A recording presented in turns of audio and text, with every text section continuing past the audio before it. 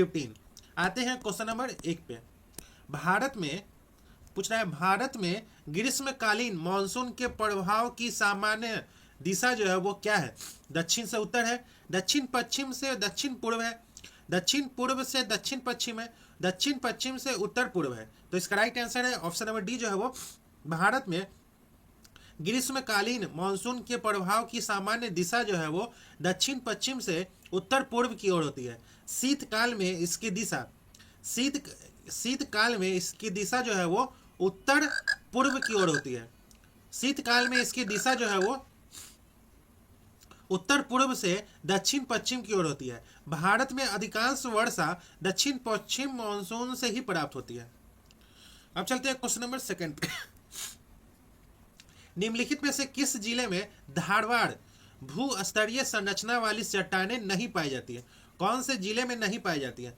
मुंगेर में, रोहतास में, जमुई में या नवादा में? तो इसका राइट आंसर है ऑप्शन नंबर बी जो है वो रोहतास में नहीं पाई जाती है। अब चलते हैं क्वेश्चन नंबर 3 पे। एक साधारण समुद्री आहार नाल श्रृंखला का सही क्रम जो है वो क्या है?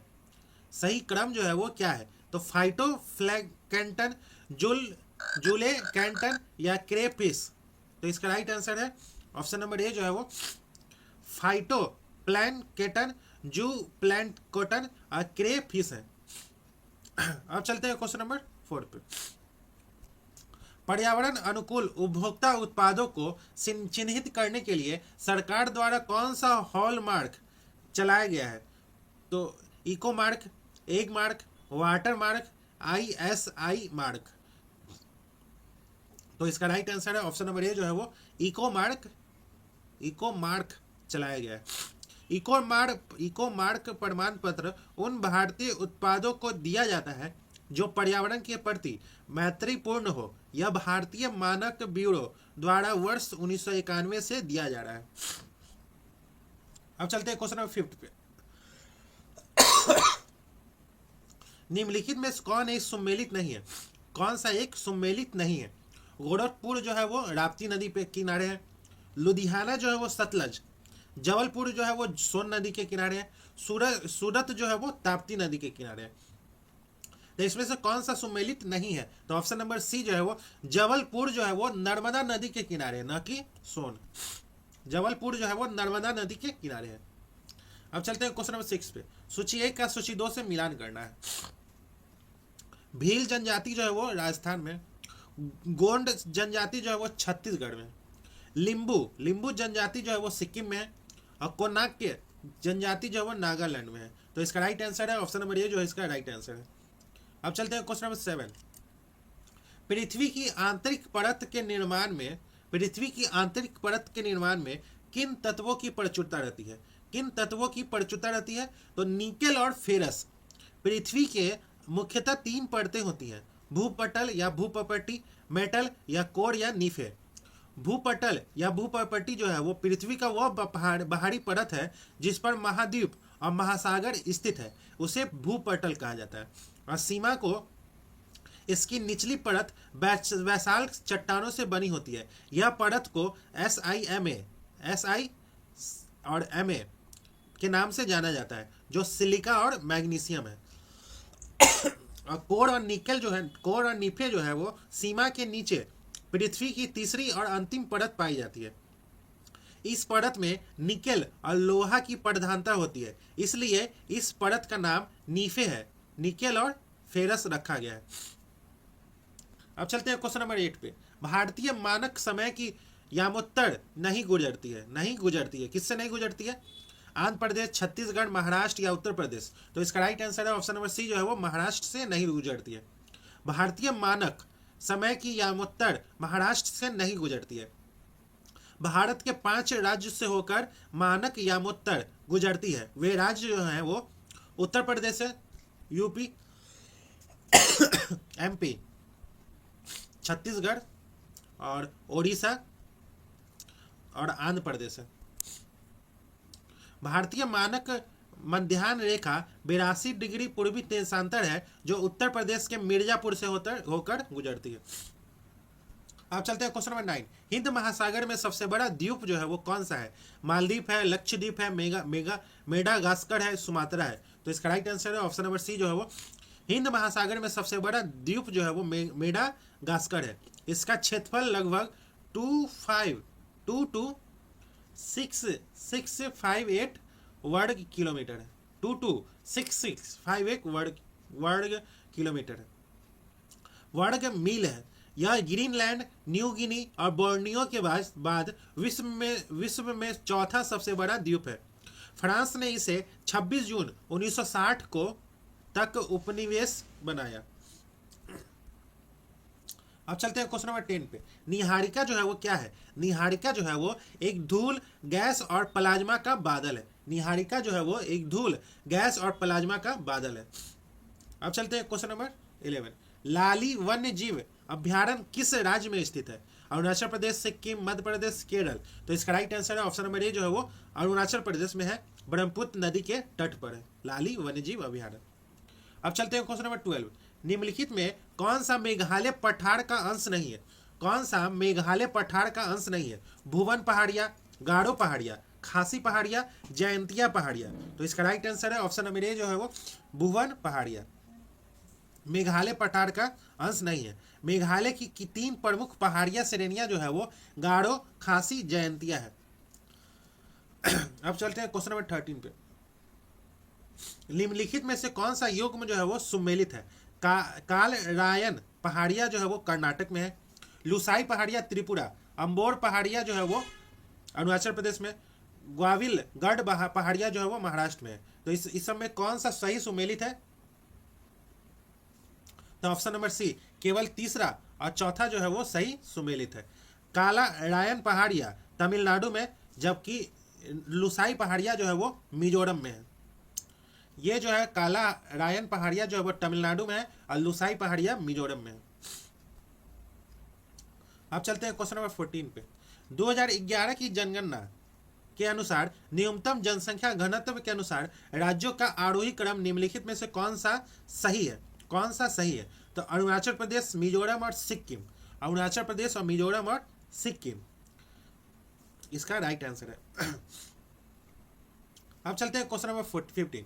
मौर्य वंश के संस्थापक चंद्रगुप्त मौर्य के विजयों का विस्तृत वर्णन किनके ग्रंथ में मिलता है? किनके ग्रंथ में मिलता है? तो Vishakh Datta. Option number C जो है इसका राइट आंसर है। अब चलते हैं क्वेश्चन नंबर 16।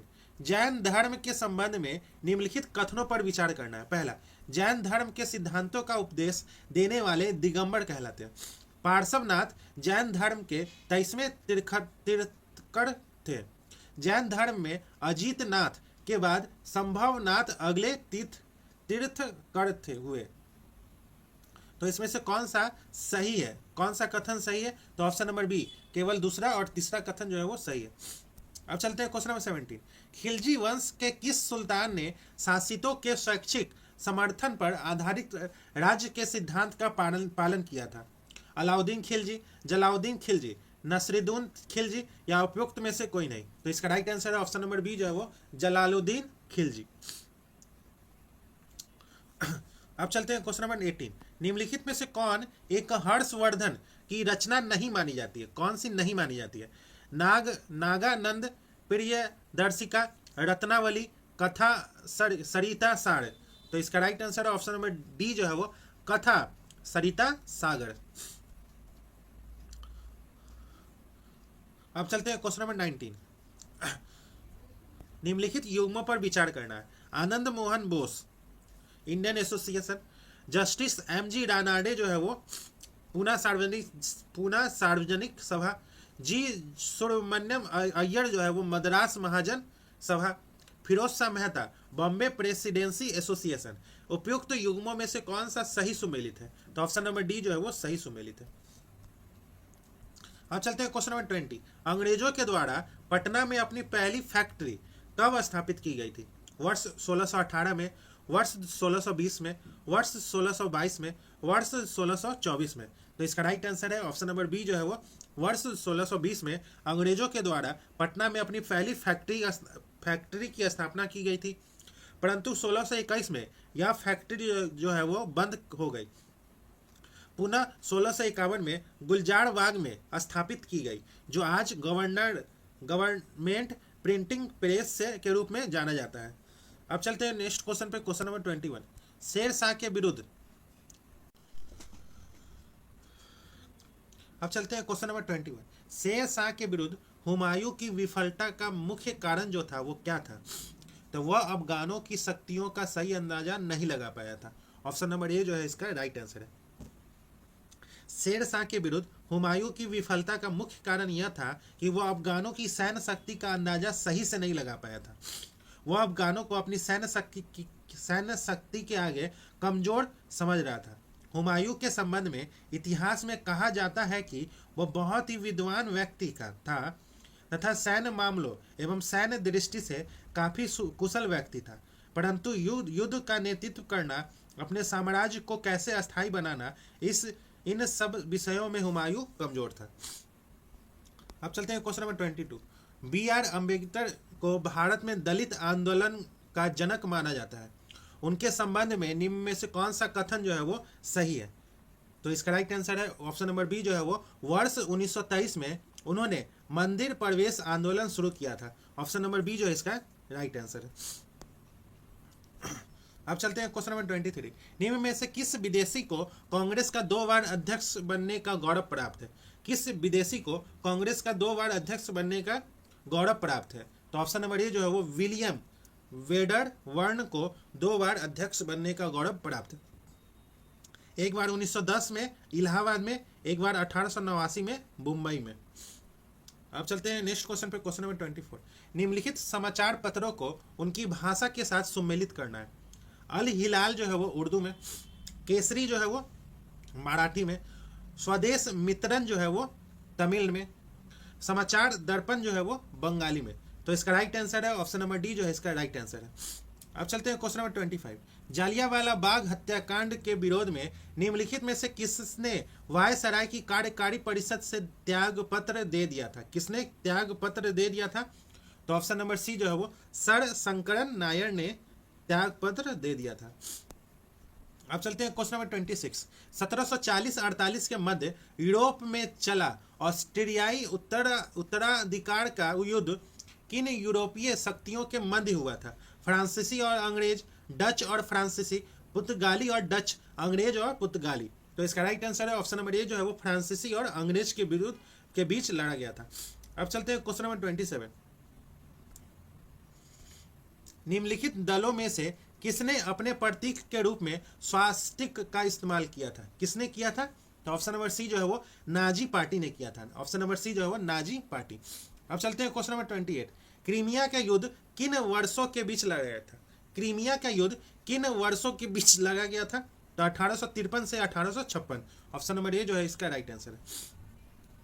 अब चलते हैं क्वेश्चन नंबर 29। कायाकल्प योजना किस मंत्रालय द्वारा शुरू किया गया है? कायाकल्प योजना जो है वो किस मंत्रालय द्वारा शुरू किया गया?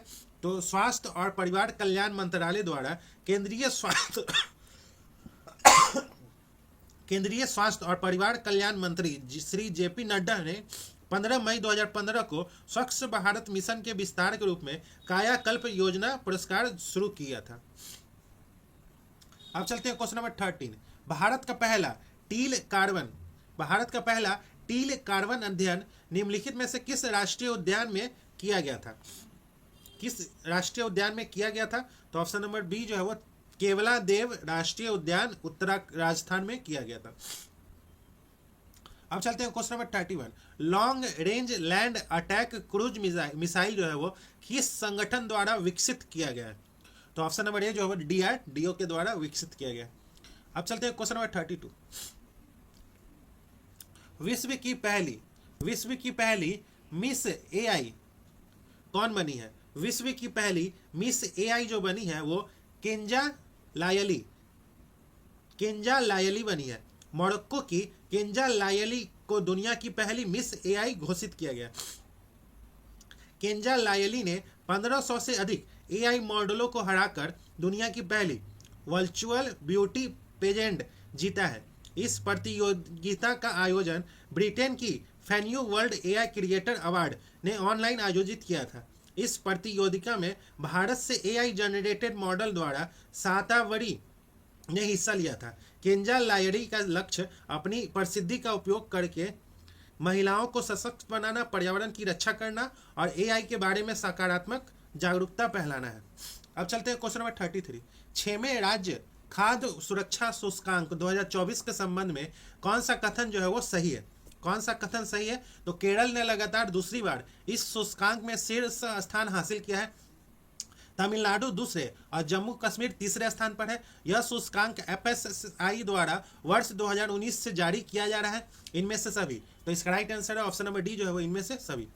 अब चलते हैं क्वेश्चन नंबर 34। अंतर्राष्ट्रीय बुकर पुरस्कार 2024 की विजेता जो बनी है वो कौन बनी है? अंतर्राष्ट्रीय बुकर पुरस्कार 2024 की विजेता जो बनी है वो जेनी इरपेन बेक बनी है, एपेन बेक।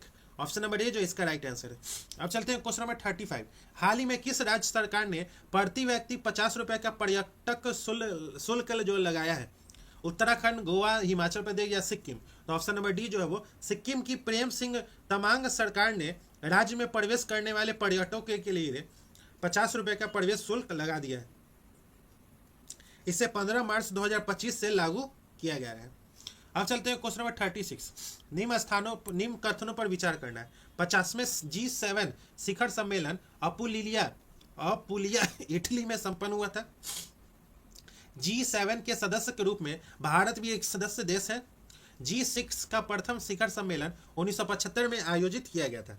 सत्य कथन जो है वो कौन सा है? तो ऑप्शन नंबर बी पहला और तीसरा जो है वो सही कथन है। अब चलते हैं क्वेश्चन नंबर 37। माउंट एवरेस्ट पर विजय पाने वाली सबसे उम्र दराज भारतीय महिला जो है वो कौन बनी है? तो ऑप्शन नंबर ए जो है वो ज्योति रात्रे बनी है। ज्योति रात्रे बनी है सबसे उम्र दराज महिला। ज्योति रात्रे ने माउंट एवरेस्ट 19 मई को माउंट एवरेस्ट के शिखर पर कदम रखा था। ऐसा करके उन्होंने 53 वर्षीय संगीता बहल का 6 साल पुराना भी रिकॉर्ड अपने नाम किया। अब चलते हैं क्वेश्चन नंबर 38। अंतरिक्ष में 1000 दिन पूरा करने की उपलब्धि हासिल करने वाला पहला व्यक्ति ओलेग कोनोनेके का संबंध किस देश से है? तो इसका राइट आंसर है ऑप्शन नंबर डी जो है वो रसिया से है। अब चलते हैं क्वेश्चन नंबर 39। निम्नलिखित में से किस देश ने बैडमिंटन के थॉमस और उबेर कप फाइनल में क्रमशः पुरुष और महिला दोनों वर्गों का खिताब जीता है? तो ऑप्शन नंबर सी जो है वो चाइना ने जीता है। चाइना जो है वो विजेता बना है और उप विजेता जो है वो इंडोनेशिया बना है 33वां थॉमस कप में, और उबेर कप में विजेता जो है वो चाइना बना है, उप विजेता जो है वो इंडोनेशिया बना है। अब चलते हैं क्वेश्चन नंबर 40 पे। निम्नलिखित का मिलान करना है। निम्नलिखित का मिलान करिए। राज्य और राज्यपाल। तेलंगाना का राज्यपाल जो है वो डॉक्टर जिष्णु देव वर्मा है। सिक्किम के राज्यपाल जो है श्री ओम प्रकाश माथुर है। झारखंड के राज्यपाल जो है वो श्री संतोष कुमार गंगवार है। छत्तीसगढ़ के राज्यपाल जो है वो रमेन डेका है। तो इसका राइट आंसर है ऑप्शन नंबर ए जो है इसका राइट आंसर है। अब चलते हैं क्वेश्चन नंबर 41। सूची 1 का सूची 2 से मिलान करना है। बेहती नकलम महोत्सव जो है वो किसका है? तो मेघालय का है।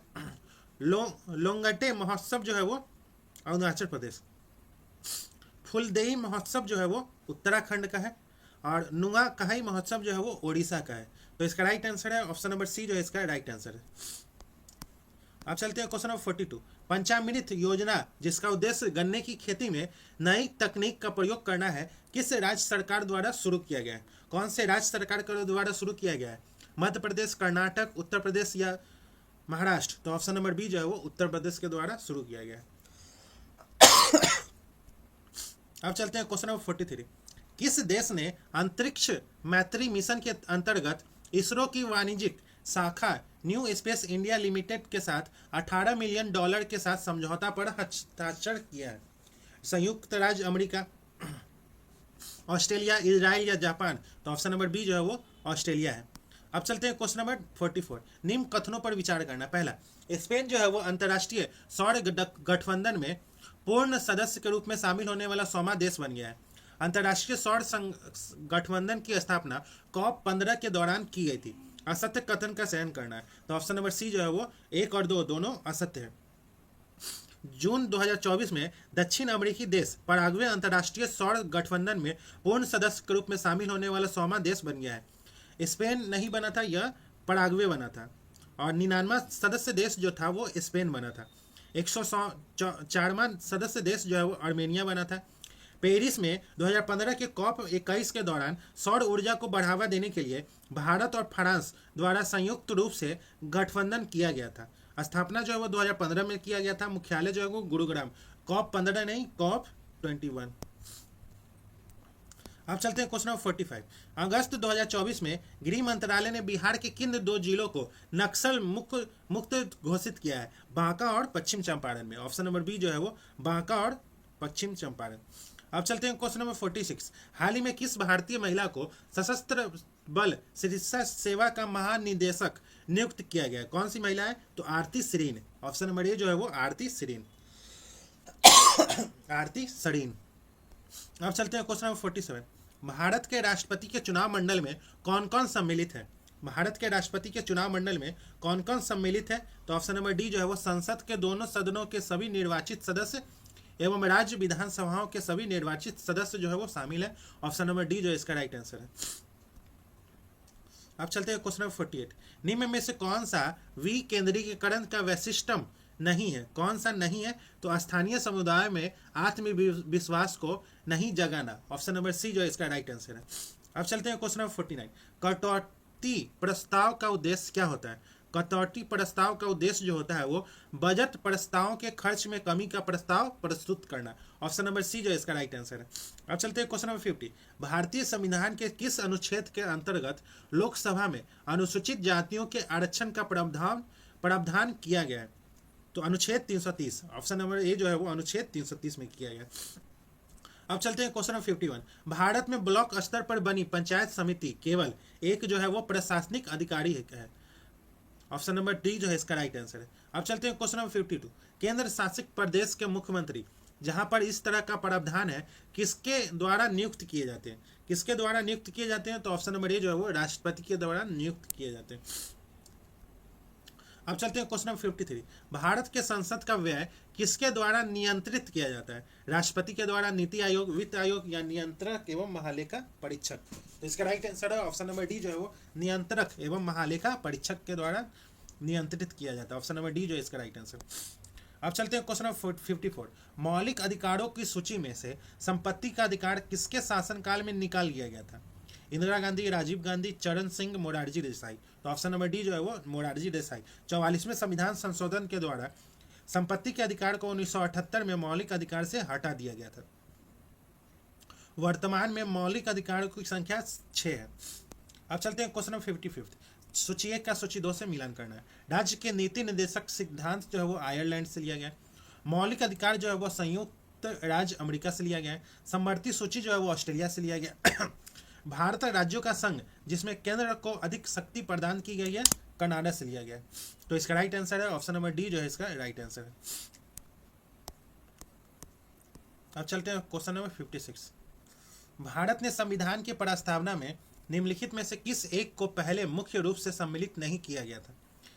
समाजवाद और धर्मनिरपेक्षता को सम्मिलित नहीं किया गया था। ऑप्शन नंबर डी जो है इसका राइट आंसर। अब चलते हैं क्वेश्चन नंबर 57। भारत में तिर्यक क्षेत्र में सम्मिलित नहीं है। कौन सा सम्मिलित नहीं है? तो वानिकी और मत्स्य जो है वो शामिल नहीं है। ऑप्शन नंबर डी जो है इसका राइट आंसर है। अब चलते हैं क्वेश्चन नंबर 58। भारत में नगरीय क्षेत्रों में बीपीएल परिवारों की पहचान के लिए निम्नलिखित में से कौन सी समिति गठित की गई है? कौन सी समिति जो है वो गठित की गई है? तो हासिम समिति। ऑप्शन नंबर डी जो है इसका राइट आंसर है। अब चलते हैं क्वेश्चन नंबर 59। भारत सरकार की राजकोषीय नीति का निम्न में से कौन सा एक उद्देश्य नहीं है?